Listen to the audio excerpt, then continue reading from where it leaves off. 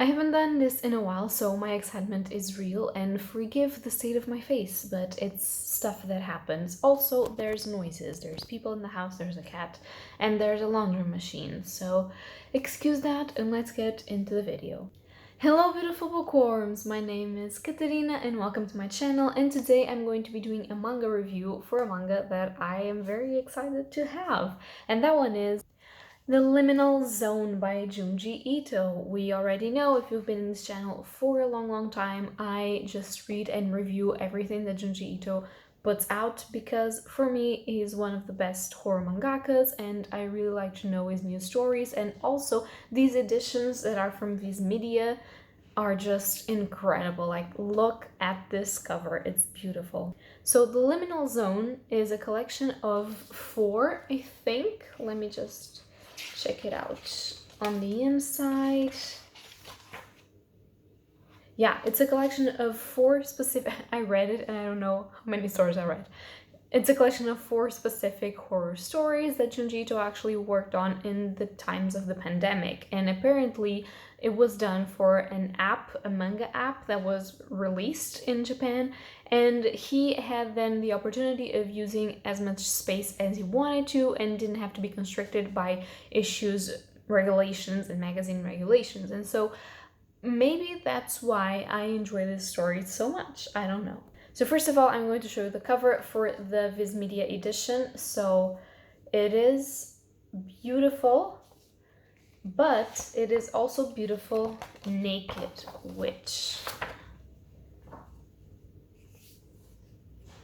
it's amazing. I really love it, and the end papers are also beautiful. So let's carry on. So even though I've found, and first of all, talking about themes, even though I always try and find some social commentary done by Ito in his works, for this one, I am not entirely sure that there was an actual social commentary, but more of a thinking about maybe certain myths or legends or urban legends actually from Japan, and just apparently in his afterword, he's like, okay, I had a bunch of ideas that were just in my notebook, tossed aside, and I decided, okay, I have to do four stories, I'm going to do them with these ideas. And they actually were very different in the beginning than they turned out to be, but I really enjoyed how they turned out to be in this collection. So I think we are seeing a great Ito. We are obviously seeing the evolution that it went for throughout time, because these are new stories, I repeat, new stories that we haven't read yet and that were done in the times of the pandemic. So possibly we have a new Ito that we are working on. He's expanding his stories and is working them better and in a major way, since he had more space and he could do the endings that quoting you really wanted to do, instead of just changing the ending to adapt to the space that he had in a magazine. So for that reason alone, it is really important and it's really good that if you're a Ito fan, that you pick up the Liminal Zone, because obviously new stories that no one heard about, and also you have actual endings done right and you have actual character progression. Some of the stories are bigger than others. I really enjoyed pretty much all of them. I have my favorites, of course, but I'm not going to share them with you because I don't want to spoil anything. You can ask me in the comments down below if you do have a favorite, tell me, and I will tell you which ones are mine.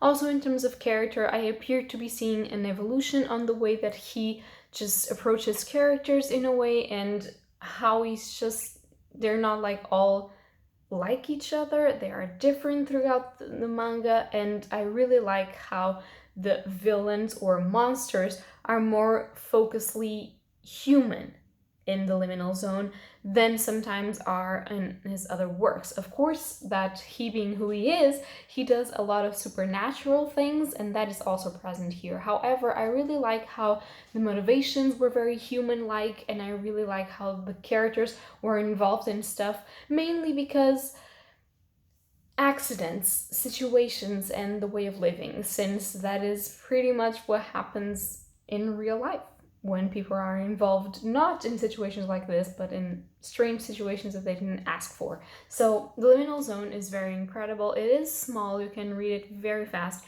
in the morning, in the afternoon, but it does have some beautiful imagery. Of course, terrible and trigger warnings for you if you're not used to read horror and you hate body horror. Junji Ito is not for you. But there's also more triggers, like mentions of depression and murder, mutilations, and other unpleasantries.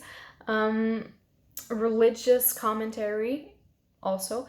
So if that's not for you, and especially body horror is not for you, you cannot read Junji Ito, okay?